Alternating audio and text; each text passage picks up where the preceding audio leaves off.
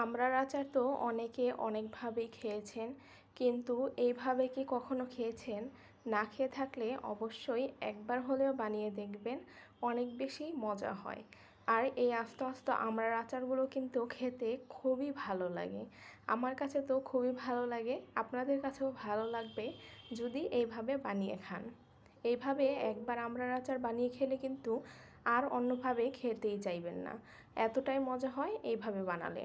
এর আগেও আমি একটা আমড়ার আচারের রেসিপি শেয়ার করেছিলাম, সেটাও সবাই খুবই পছন্দ করেছে। আশা করি এইটাও সবাই পছন্দ করবে।